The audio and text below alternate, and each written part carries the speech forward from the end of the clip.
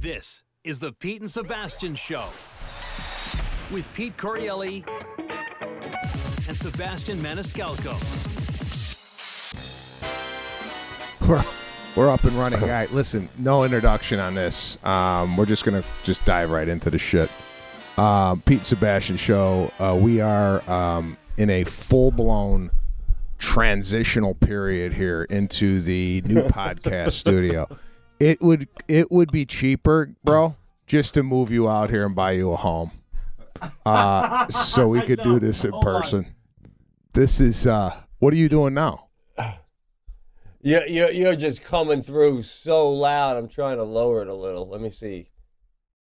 1, 2, 3 test. 1, 2, 3 test. Right, bro. What? Oh, can I just point out you doing a sound test? Just saying that. It's funnier than half the shit I see fucking on Netflix specials. Netflix, 1, 2, 3 test. 1, 2, 3 test. 1, 2, 3 test. 1, 2, 3 test. All right, here we go. All right, let's go. We're good. Well, We're good. That's good. That sounds good. All right. Is that good? Wow. All right. Yeah. Pete. Yeah. So, I got a couple things I need to address. You're probably going to need a hearing aid after this show. I'm going to blow your ear. We're going to blow your ears right off. Number 2, Right. when Patrick asks you to do anything technical, right?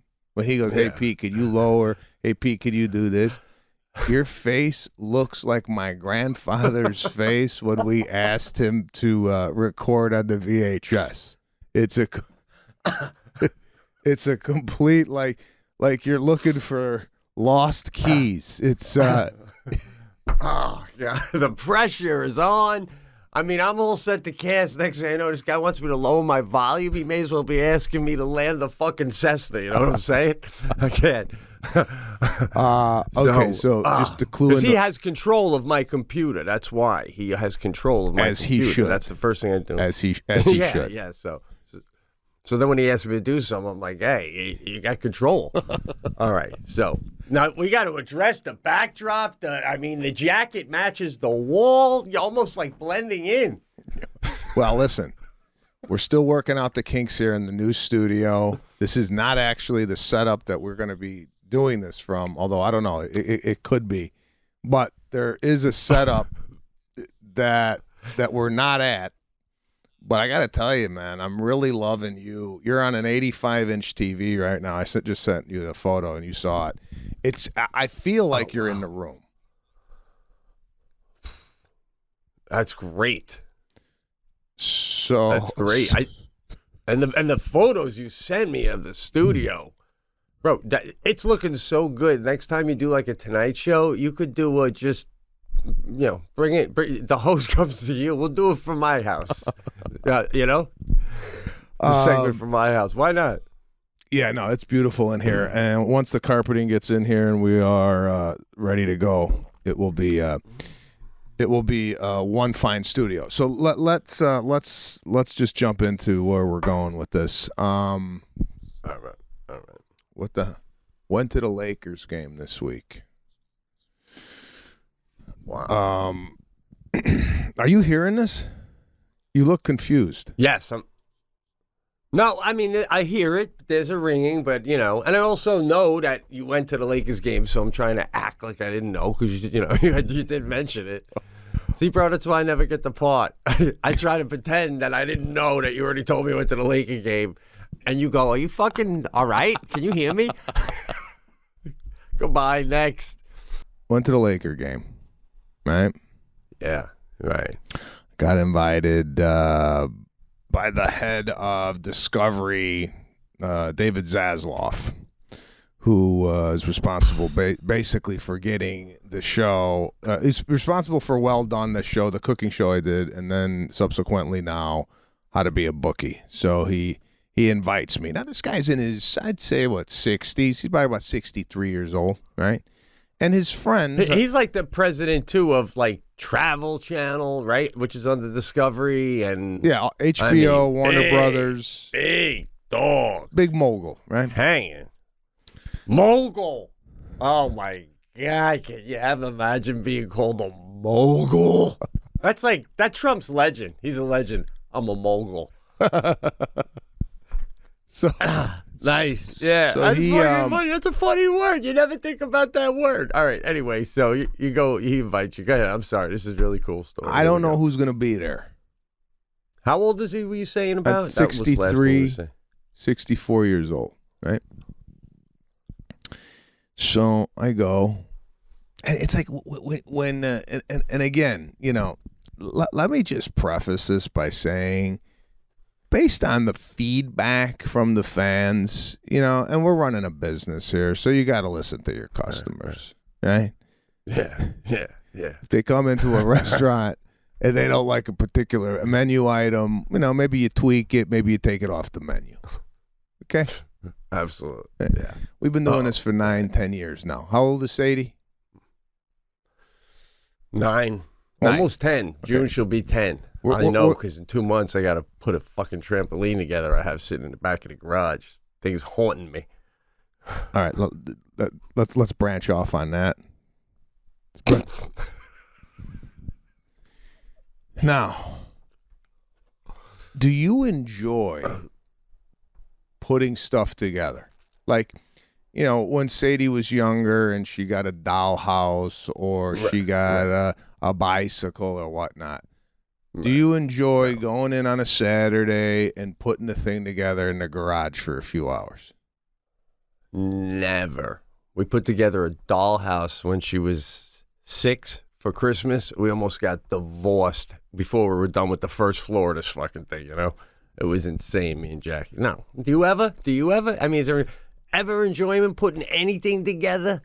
Ever? Except a suitcase for a trip? There is somewhat of a gratification that comes with completing a task like that. However, but there's no enjoyment doing it. No. The gratification does not equal the amount of frustration that goes into it. So I take it to the trampoline. Can't you get a guy? All right. Now, I wouldn't call you cheap. Right. But there is I don't know how to phrase this. And I go to the spaghetti episode where Jackie's pulling spaghetti off rocks, right? Side note, by the way, and I don't want to get you off track. Someone sent me a colander that strains the spaghetti. 2 people sent me these beautiful scoops with wooden handles. I mean, just anonymously, some of this shit. Unbelievable. Thank you, people. But anyway, you'll go to the spaghetti, you'll go to this, because I do have a rebuttal, but go ahead. No, but like if someone heard that someone was picking spaghetti off the ground, off of rocks and whatnot, they would go, that was rough. They would go, cheap. No. Well, bro, you're telling the story out of context. You're doing what journalists do. It was the special spaghetti from Italy. If anyone ever sucked down one noodle of that shit, you would be willing to rinse fucking mulch off of it when it lands in the mulch. You know. So there's that. It's not regular American spaghetti. It's like regardless. American spaghetti's $4. The Italian is $6. Don't matter. I'll send you another box. And you could have it again. Well, you could just give me a half a box to go next time I come, like you did last time accidentally. That's embarrassing. Bro, it's embarrassing when we rinsed off fucking mulch. I thought we were kicking up dead people. Now, what are we doing here, guys? These are old stories. Let them lie. What I'm saying, like, when you... Okay, let me put it this way. Who is more tight with money, you or Jackie? Jackie. Okay. Jackie. She'll say she's not, and that she's like, you know, just not. I'm responsible with it, but I think she's a little more conscious. Okay. Yeah. Has that over the years rubbed off on you, or have you maintained your ability with your relationship with money the same throughout your relationship with Jackie? Yeah, no, she's not like crazily different about money than I am. I've always been as generous as my current financial situation allows. You know what I mean? The more I make, the more I'm popping around, tipping bigger, but I'm never cheap. Okay. And I've learned to I used to do this, and I learned this with the cast with you. Like, let's say I was going to tip a driver or something, the shuttle guy, $4, right? And I'm like, so now I'll just do let's say a guy recently, I just gave him a flat out 10, and I go, oh, 10. Normally that's like most people are giving max 5. But if I pay an extra 5 to this guy, and if I do that 150 times in a year, that's still $750 more out of my pocket. So I'm doubling my tips now because I'm thinking about, I'm like, even if I double all my tips, what's it going to come to? $1,500 more over the course of the year, but I'm walking away with a smile on my face because I know I was solid. So I've been doing that. What you're misunderstanding, bro, where I live, Sadie even said the other day, she's like, Dad, how come everybody has a pickup truck where we live? I'm like, because everybody here is DIY. Everybody does their own shit, I mean, granted, you got a big job, you're going to get a contractor, but where am I?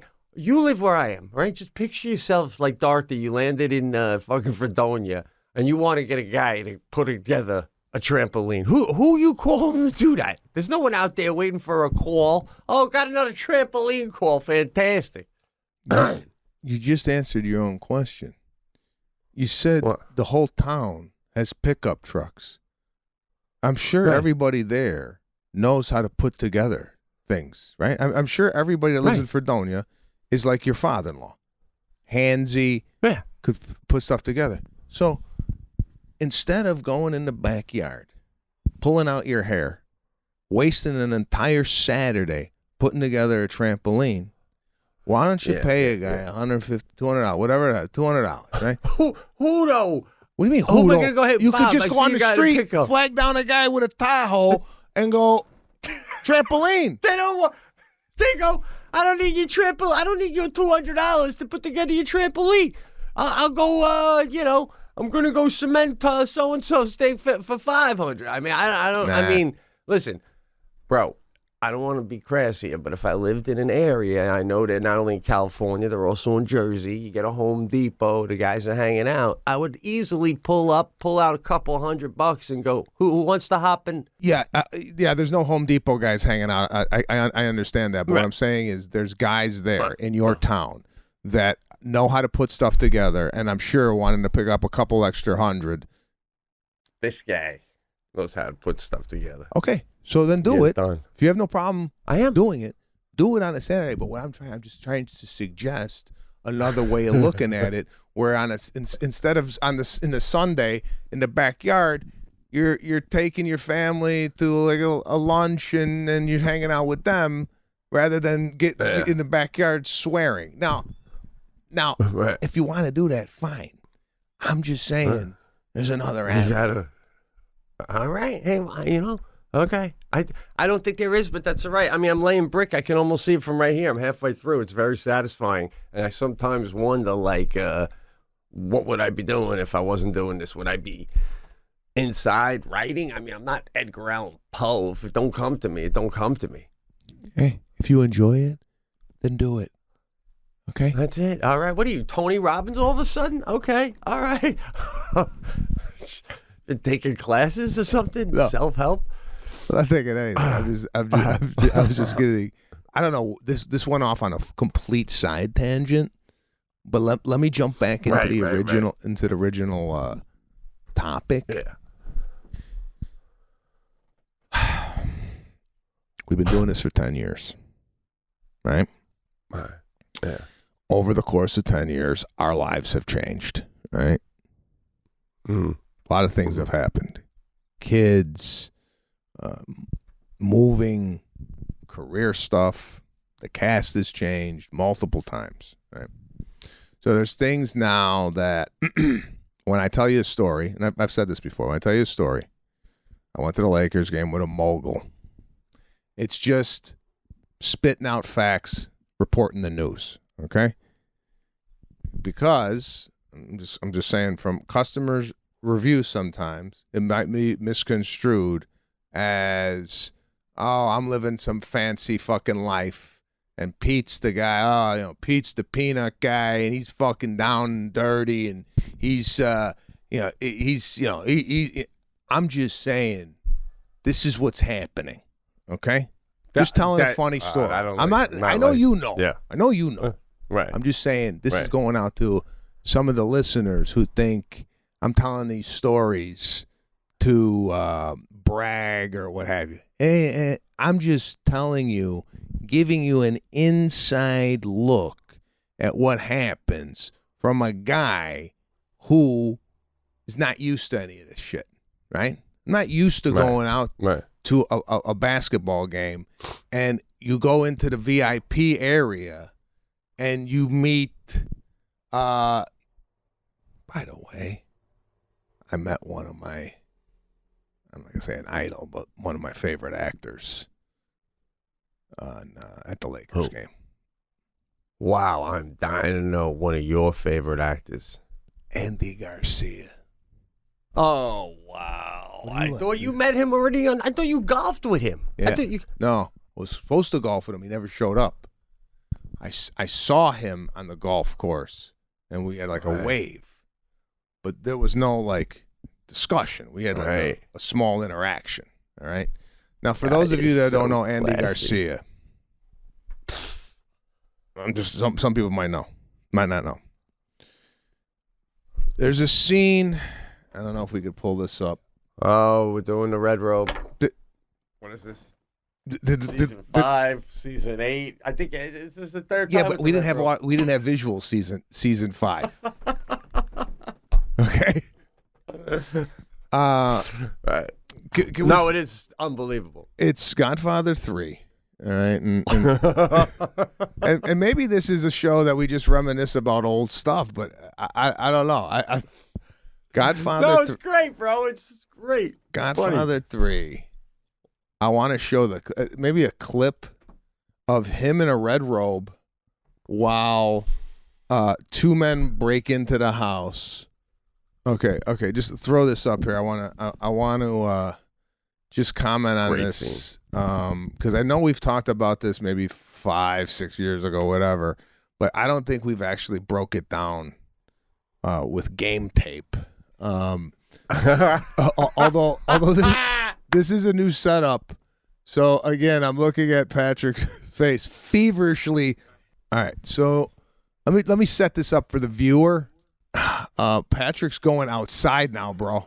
This is unheard of. Bro, he's on the fucking balcony. He's trying to twist the disc. Is he trying to get to the dish out there? Bro, he just fucking left. He left the room, bro. Oh, shit. Bro, is he out there to fix something or is he jumping? No. Keep an eye, guy. Working for you is stressful. Oh, God. Who do you call after that, by the way? Do you make a phone call or do you go right to 911? I think you make a few calls. Bro, listen. This podcast room is so high tech.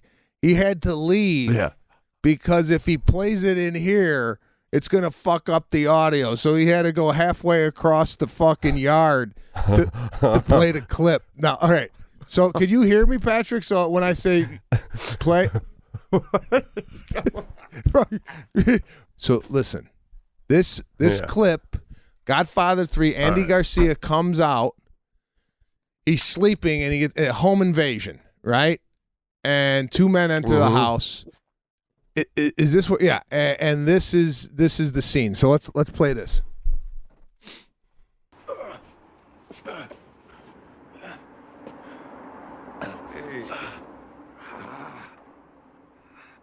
Come on, let it go. Yeah, fucking cut his throat, man. What'd you say? I said cut his fucking throat. Yeah. Okay, Chief. Let Drop your gun, man. He's gonna cut her throat. Oh, wow. Crazy, I only know this part. What are you gonna do? Go ahead and cut her. What the fuck do I care? You got no choice, man. This chick's gonna be dead. You hurt her and I'll kill you both. You give up that knife, I'll let you go. You cut her throat, man. Right now. Hey! I want to do something to convince you. Don't get frightened. Don't do any sudden movements. Just watch me, all right? You hear what I said? Okay. Oh. Shit! Drop the knife. Okay, stop it. Oh my God. Okay. I never saw a man. Number one. Wow. I've never saw a man scared wearing a nylon over his head. Normally, the guy wearing the nylon over his head is in control of the situation, right? Right. Garcia flipped it where the guy with the nylon over his head is scared to death, right?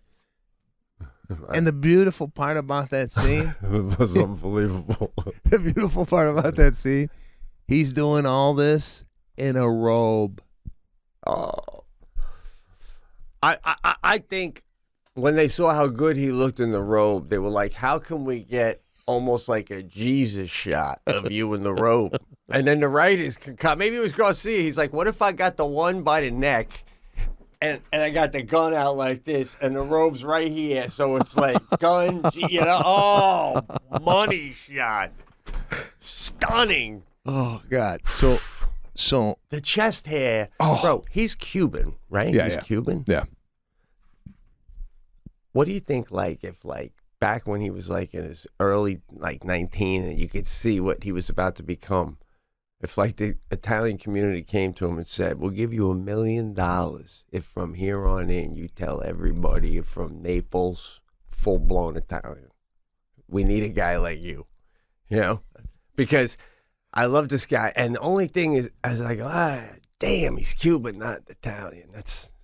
You know, because I'm loving this guy. Like, he's my new hero now. He's like the modern day Sinatra, and he's not even Italian. What's going on?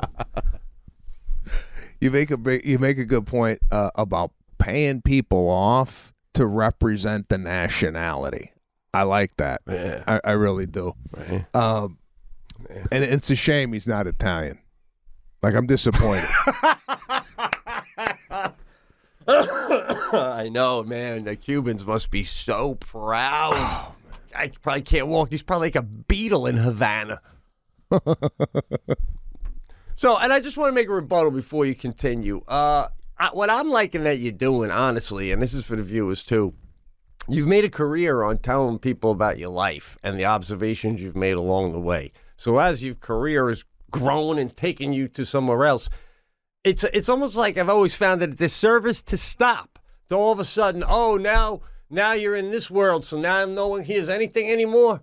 But you're not doing that. You're still sharing. And I don't even think it's necessary to say, I've never been here. Like, forget that angle, because what are you going to do the next time you go to the Laker game? You can't do that angle anymore because now you were there. So it's like, this is the life I'm living. Appreciate you guys helping me get here. Let me keep sharing what's going on along the way. And I mean, it's not that like people judge it like you're just saying what you do. It's life. Talking about your life. Your life was there at the Laker game. That's what that's the And point you I'm saw trying. Andy Garcia. That's Yeah. That's the point I'm trying to make. So, I agree with that. I second that. Okay. bird's eye view in the VIP lounge. Garcia, get introduced. So cool. He's wearing a scarf inside. It's a hard move. That's a hard look to pull off indoors. Right. But right. after seeing it, I bought a scarf. I'm gonna start doing it. But I might wear a scarf on the cast next show, just to pay homage. now, like, what if he was a social studies teacher? Do you think he goes no scarf? Like, is it a movie star choice? Like, I'm not a social studies. I'm a movie star. I wear a scarf, and it's like would Johnny Depp wear all that jewelry if he taught shop class? You know what I'm saying? That's what I'm saying. What comes first, the scarf or the movie star? I think That's it's interesting. I think it's a creative choice, like artist, an actor or whatever. It's in them. Like Pacino walks around, like with with a scarf. A painter, the cinematographer for our TV show. He came with a scarf, and he has nail polish. You know, like it's a whole deal. And you know, like, listen, would I ever wear nail polish? No. But some guys, when you see it on them, and this is a straight guy, right? When you see it on this guy, you go, of course, you have nail polish. You know, it just looks. Right. You know, it does. I agree. I could see a guy with hair parted to the side, you know, perfect jeans, T-shirt, and something would say to me, I think that guy, he seems like he's probably gay, you know, which is nothing wrong with that. Then I could see Harry Styles in a bikini with earrings and a ponytail and go, this guy's cool. This fucking guy is cool. It just fits him. I can't. The guy can pull off high heels, you know? You come up to me in high heels and ask for a Marlboro Light. I'm like, hey, I don't smoke anymore, Harry. I apologize. Just, it's a look. You're right. Yeah, like fascinating. Like Clooney shows up with nail polish on. It don't look right. It don't fit the guy, right? No, not at all. Not at all. Would you just finish filming some movie or something? What's with the nail polish? Yeah. Clooney shows up, manicure, pedicure. I'm like, that's the Clooney I know. That's right. That's right. All right. So you got to chat with Andy Garcia. Quick exchange with Garcia. We talking about going. Hey, what are you doing? I'm not touring right now. I gotta go and find material, whatnot. And he's like, all right, let me go. I'm gonna get something. I'm gonna get something to eat. Just the little hint of a Cuban he still got in him, right? He goes off. You ever meet somebody and you're talking to other guys? Nothing wrong with the other guys, but the guy that you want to talk to leaves, and you're like, oh, that's the guy I wanted to talk to, right? Not that I don't want to talk to you, but I want to find out more about his scarf, right? I know. I want to know if he went to get a Cuban sandwich right there when he said he was going to get something to eat. Those things are phenomenal. It's really a panini. I mean, if I invented the Cuban and the panini came out, I'd be like, are you fucking kidding me? We've been doing paninis over here for years. Now, I just want to do a side note for anyone out there looking for a movie. What was the one with Andy Garcia and Michael Douglas when they went to Japan? Black Rain. Oh, my. Black Rain. Make it your Saturday night film, folks. You will love this film. Fantastic. So entertaining. Black Rain. Another recommendation on a Garcia flick. When a man loves a woman, and yeah, that's heavy. Unbelievable acting. Unbelievable. Yeah. And an obscure one. Things to do in Denver when you're dead. You're dead. Yeah, that was good too. Man. Now, the middle one you said about, what was it called? When a man loves a woman. The loved one? Yeah, I love my wife, but I think I would have threw her in Betty Ford at some point throughout that thing. That was just too much to handle. Yeah. Yeah, but it was some really good acting. The acting was unbelievable. So, I don't know. Did you feel like there was enough meat on the bone, or you think Andy was giving you the old, just... Hard to say. I think he was hungry. Golf. Now he's going to get some... Game starting, he wanted to get some food in his body. That's what I felt. Now,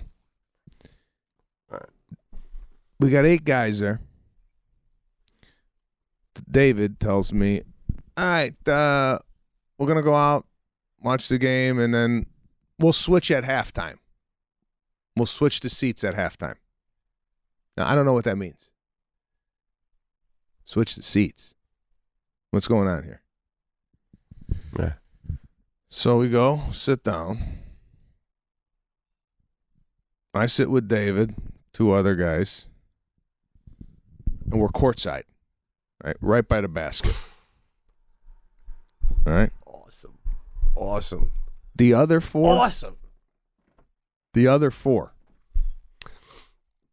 are front row, right behind the basket, like off to the left, right? So there's 4 right behind the basket, front row, and 4 courtside, right on the side of the basket. So I'm like, oh, he means like at halftime, we're just going to go sit in the front row over there. Like the way I'm thinking, or the way I'm programmed to think is, oh, we got the good seats in the front, and then you guys are up in the balcony, and then you'll come down and enjoy the front, right? This is, we're just switching front seats. Unbelievable. Right. That's unbelievable, man.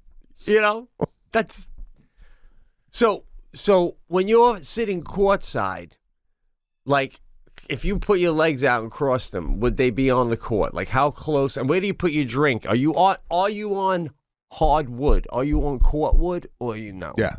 We're on court wood. Wow.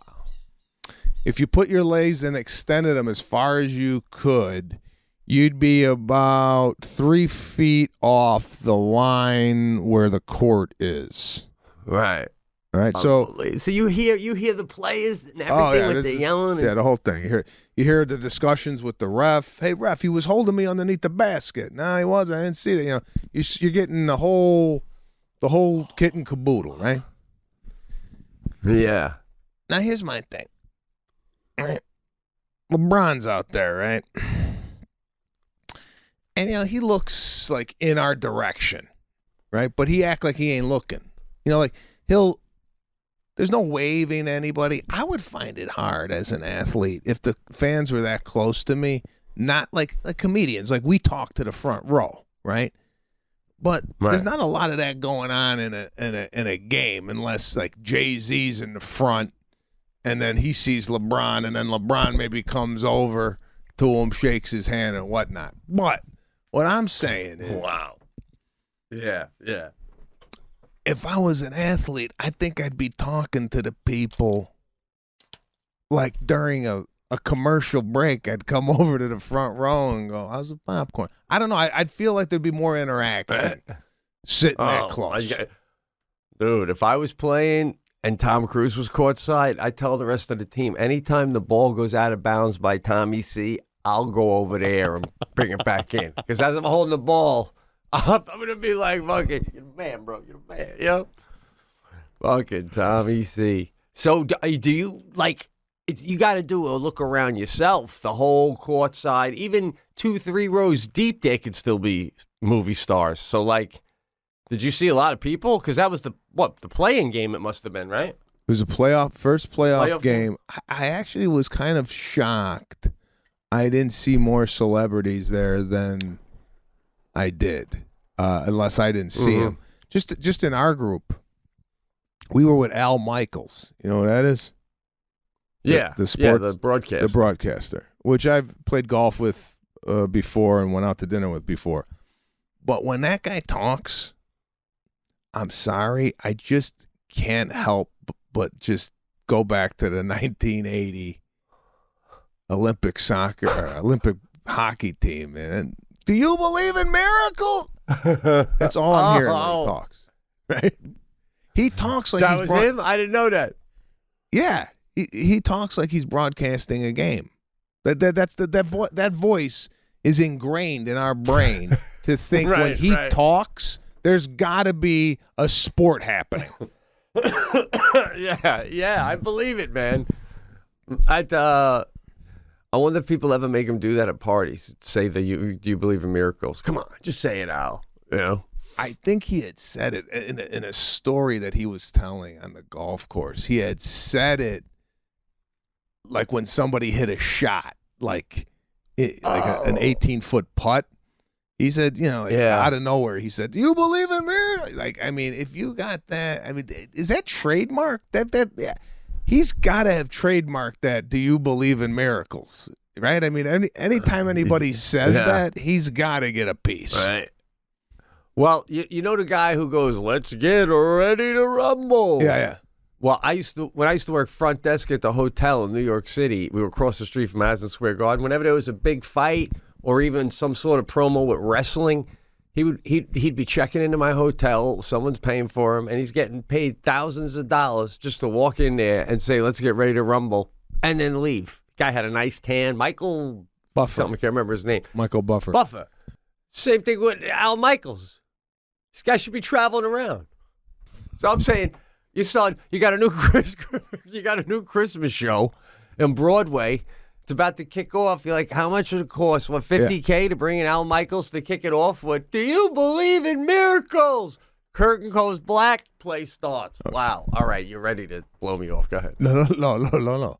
How much does he get, Michael Buffer, if we wanted to hire him to his fee? Do we have a Michael Buffer fee to have him come in and because he's got a brother, Bruce Buffer, that does it for UFC, but his tagline is something different. His tagline is "It's time."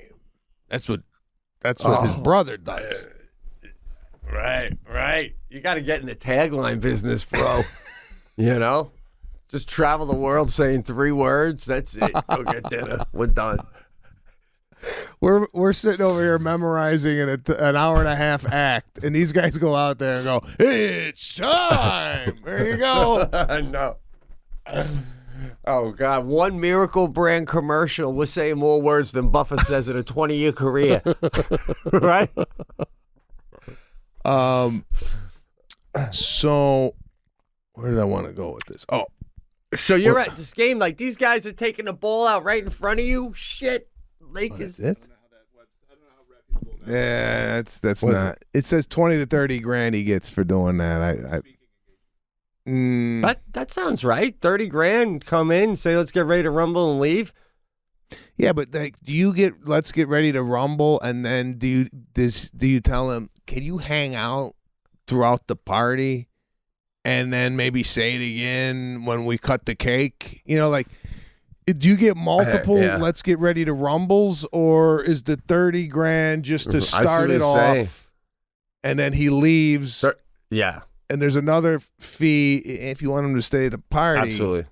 It's 50 grand. Exactly. Absolutely. It's like a basic car wash. The basic wash is $30K. I come in, the mic comes down. If you have a mic that'll do that, I don't travel with it, but I'll even grab it, ready to rumble. It goes up. I'm gone. Throw another 20 on.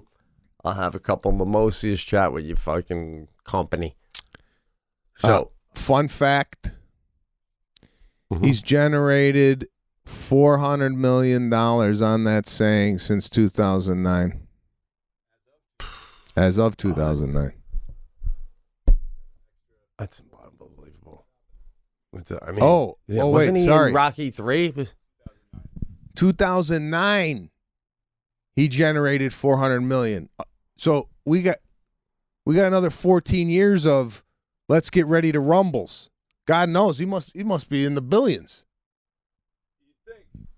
Well, was that right after Rocky 3? Wasn't that in Rocky 3 he said that? No, he was never in any Rockies. It wasn't? You sure it wasn't? Rocky?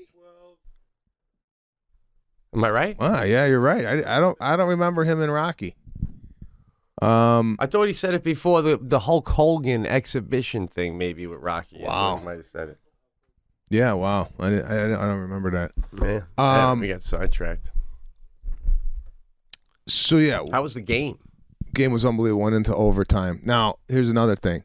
When you're there with people, right? It's different when you're there if you just come.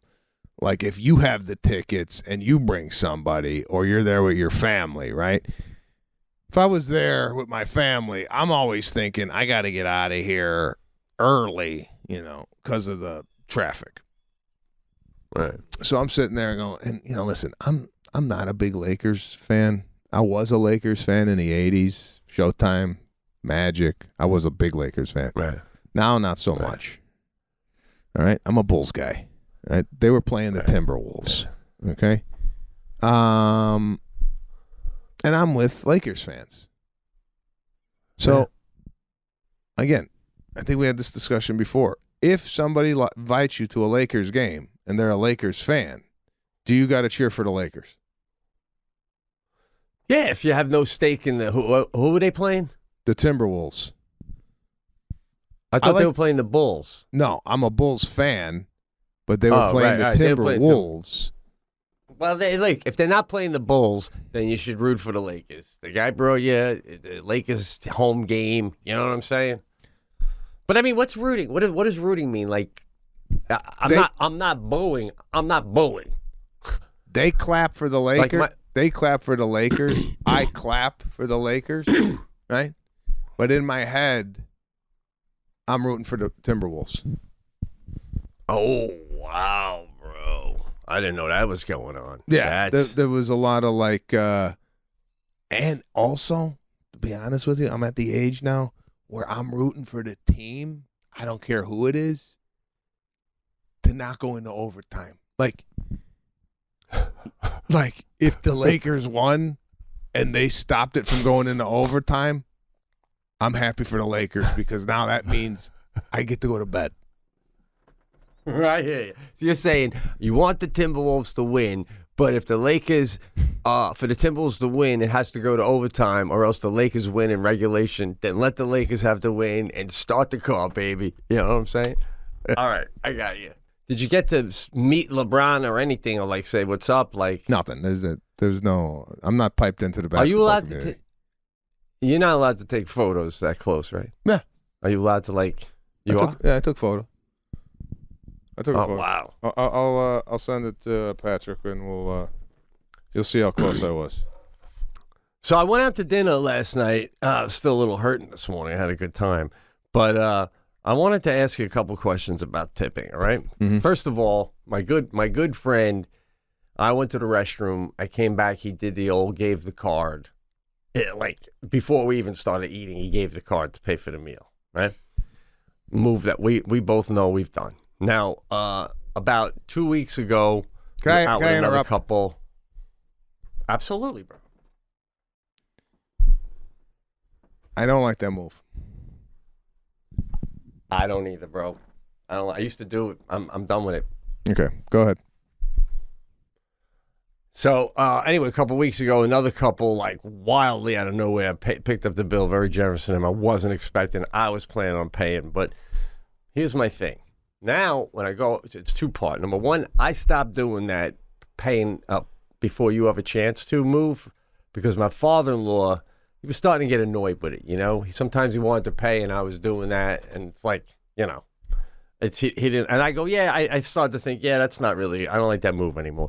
Secondly, are we like, is it no longer you go out when you worked at the Four Seasons, you're waitering? Is it, for two couples to go out, is it weird to say we're going to split this right out of the gate? Like it seems like nobody's splitting that I go out with anymore. It's either you're paying or I'm paying.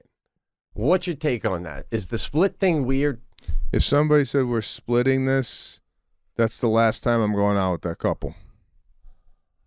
All right. So that is okay. All right. So wow. All right. So then I got a mental note. I got to pay next time before he does. Got it. So the other thing is this. After they treated, we were going to a bar, and of course Jackie goes, we got the drinks, you know, which is like, I don't mind getting the drinks, but does that mean I got to get every drink, like 2 more scotch and sodas, you know? Or does it just mean, like, I went up, I left my car, and I go, I got a tab running, just, you know, that's what that means to me. But my second question about tipping I want to ask you is, if somebody does treat, if someone treats me, I never go, let me get the tip. If you're treating, you're treating. And if you're not, you're not. What's your take on that? Should you offer to pay for the tip when someone offers to treat? No, I think it's an insult. Thank you. If you're picking up the tab, you're picking up the tab. It's part. The tip is part of the bill. It'd be like saying, "Let me pay for the tax." You know, it's the same thing. You pick up the whole thing. The reason I don't like you go to the bathroom, I pay. It'd be like, if I didn't go to the bathroom, how would this work? What would you do? Like, if I never got up from the table, how would you pay the bill? I like the move. Either you give the credit card to the host on the way in. You get there early. I like the move where you, the individual who's paying, gets up to go to the bathroom and pays. You know, like if you're Yeah, I see what you're saying, but I see what you're saying. I even brought up to them how you said Seinfeld's move was that time where he paid before he even went to the damn restaurant. He called ahead of time and left his card or something, right? Which is an amazing move. What I'm arguing is, can we get back to the 70s where the bill comes, I got it. No, I insist. Next time I come out, you can get that one, all right? Can we just do that little nice dance anymore? Why is everybody... I mean, next thing you know, I'm going to go someplace and you're going to go, I bought the restaurant last Wednesday. I just bought the whole fucking thing.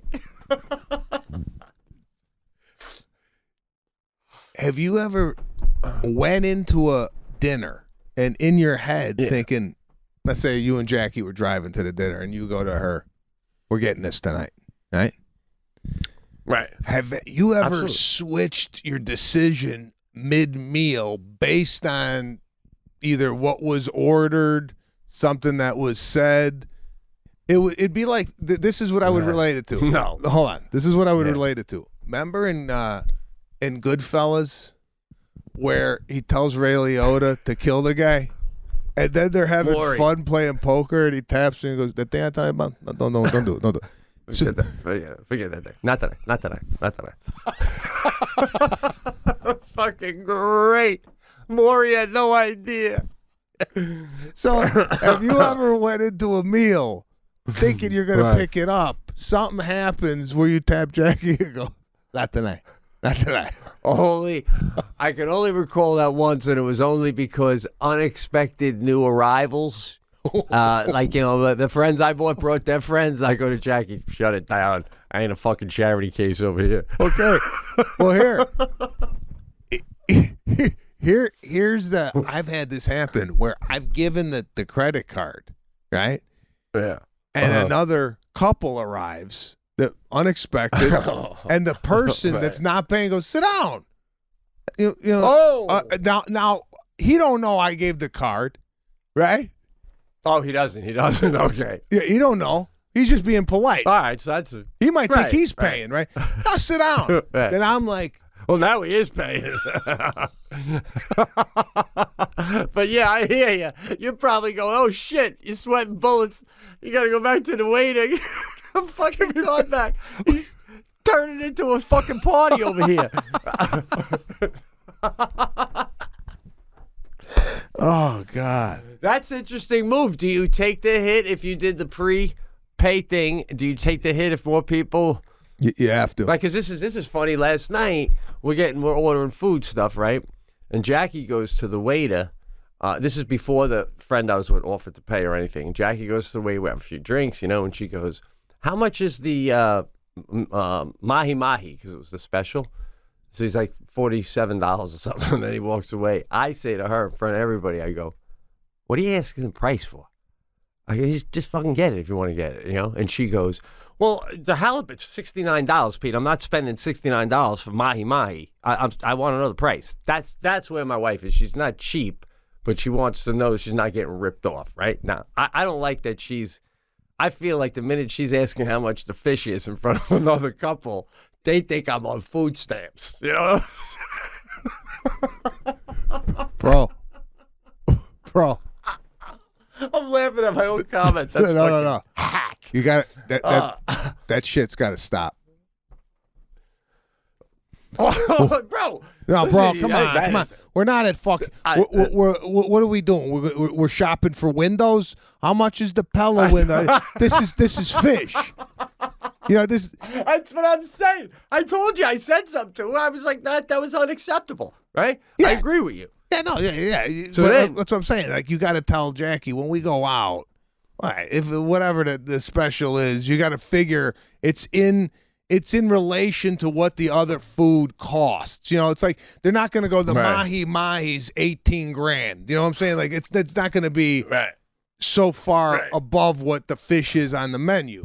Now, I could see you going in to get an SUV and you're going, you know, how much are the automatic seats with the 8-way thing? Oh, that's going to be an extra $5,000. But $47 for the money. She's doing compare shopping with fish. Consider what my wife is doing with the mahi-mahi. If she had to buy a new Tahoe, bring a sandwich. We're going to be here all day negotiating. Oh, my God. You ain't kidding on that one. So, bro, so along those lines, right, I'm getting the fish tacos, and I go to her. I say to her, I'm thinking about getting this lobster bisque beforehand. And I go, it's not a money thing. I go, it's $20, which leads me to think it's probably a big bowl. I think I'm overfishing it right now. And she goes, if you want to get it, get it. You know, if you don't like it, whatever. So she's not cheap right now, right? So I'm like, yeah, maybe I will. I go to the bathroom. I come back out. We didn't order yet. And she goes, oh, the waiter came. He's paying. You know, my friend Jeremy's paying, really generous. I go, oh, thanks so much. You know, I appreciate it. You know. So I look at Jackie. I go, I guess I ain't getting a bisque now. You know, because now somebody else is treating me. You know what I'm saying? So have you ever been in a position where you know it's someone else is treating, and then maybe you lower your wine choice because you're like, oh, man, damn, now I can't jack them. I don't like. And even though my friend is wildly generous and wouldn't care at all. Well, you go two ways on this. When you go, when you say you're paying, you have to. We have to preface it by saying, listen, get whatever you want on the menu tonight. Don't worry about the price. I'm taking care of it. All right. Right. You got to give the people a little comfort so they could behave like they would normally behave. Now, obviously, you're not going to get a $600 bottle of French Bordeaux. You know, you're not going to do that. But if you were debating on whether to get the tomahawk steak at 120 and the filet at 58, and you want the tomahawk, you get the tomahawk, right? I go with the filet the minute I know I'm not paying. And when I get that speech, which is so nice to hear, that's almost reversal. That's telling me you're hyper aware of the prices, and I'm saying get the steak, but get the filet. And I know, you know, a guy like you, I would get what I want because I know how it is.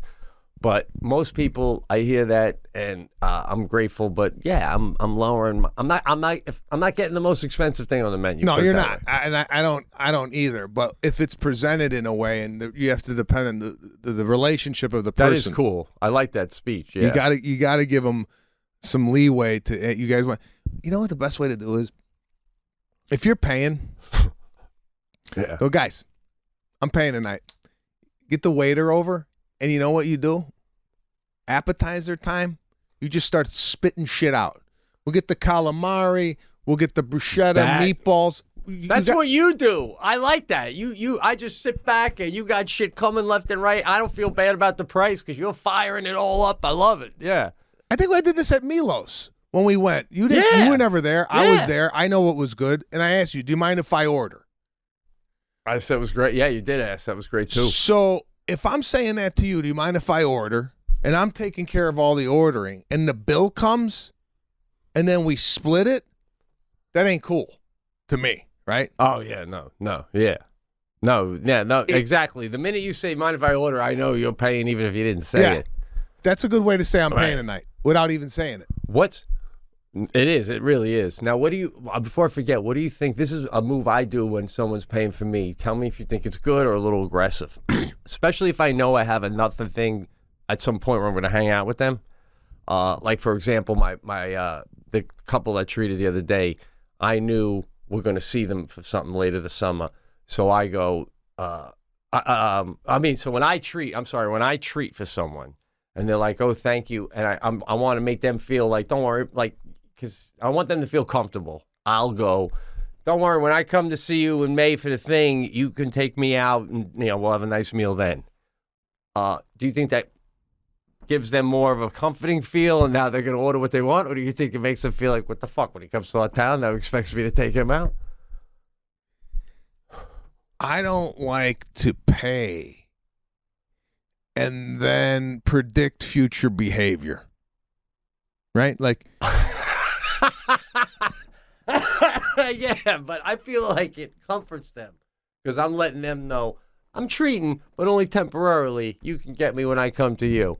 So if you do want that lobster tail now, get it, because I'm going to get it when I come to you. Even though there may never be, I'm coming to you. It's just a few. Yeah. It's like a throwaway. You say, I get it. You get it next time.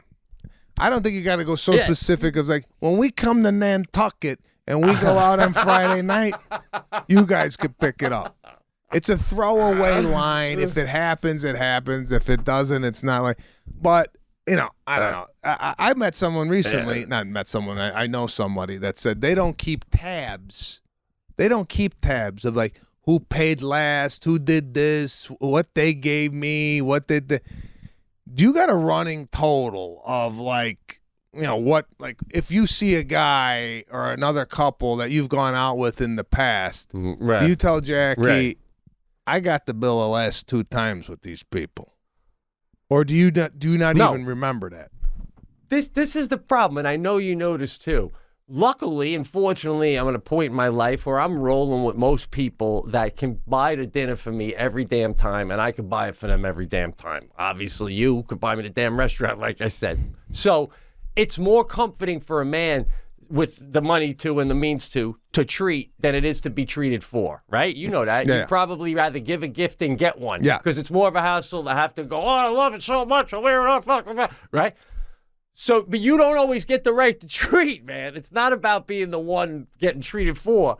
It's like everyone I know, can afford to pay, so they pay because it's more comfortable. No, you have to now thank me because, that's what I have to do 3 times the rest of the night. I'm like, thanks again for the meal. You thank the wife, too. Thanks again. And then at the end of the meal, you wipe it. Really, thanks again. And then one last time in the car going home at the end of the night, right? Again, I want, you have to.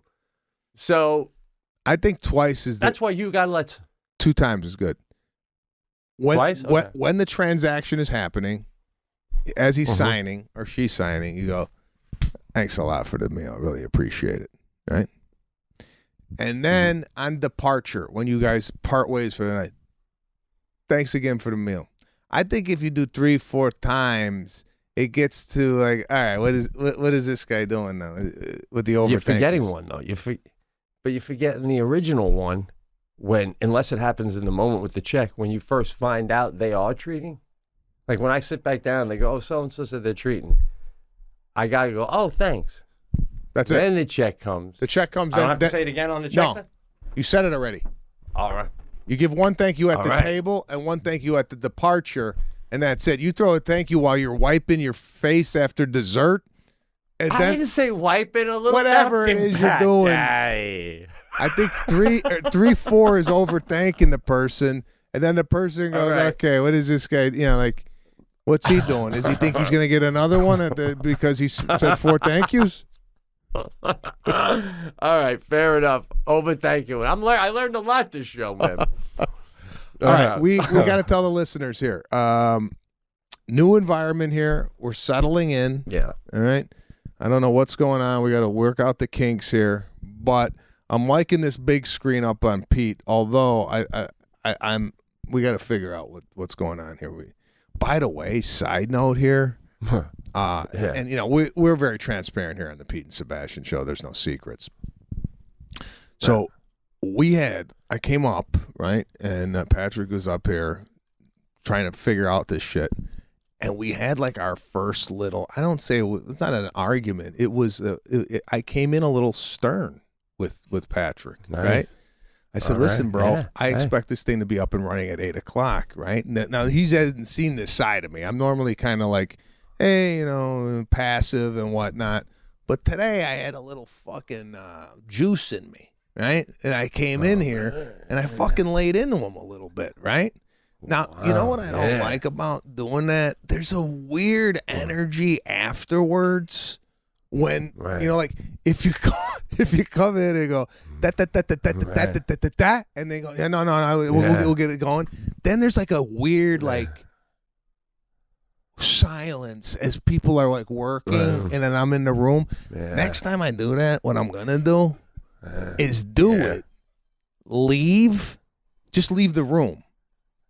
Right. And then whoever's in the room, they could talk about me while I'm downstairs going, you believe this fucking guy with the fucking thing and this and that and the other thing. And I'd rather have them like air it out than me come in. I know they talked about me, but at least it clears the air, right?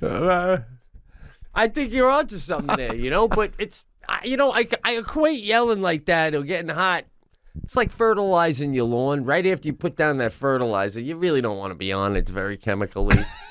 But within a day, you start seeing the results of it. You know what I'm saying? So it's awkward now, bro. By Wednesday, you got a tight ship going because you laid fertilizer today, bro. You laid fertilizer. But you're right. After you fertilize your lawn, you get off it. What are you doing? You're like barefooted now. No, I laid in it. I laid in my own fertilizer, bro. That's like right. Yeah. Did a whole cast laying in fertilizer. No wonder why this guy went out to wherever he went out. You go, look at him going out there. You go, is that where you get reception? He's like, no, this is where I feel safe. You fucking psycho guinea. You've been scaring the shit out of me for an hour.